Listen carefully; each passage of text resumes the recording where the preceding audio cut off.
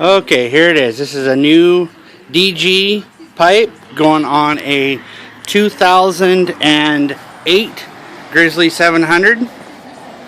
It's the limited edition 08. We'll fire this thing up with the stock exhaust. Now, the stock exhaust does have a tip on it, so it'll be a little throatier, but come around here. There's the stock exhaust. Hear it.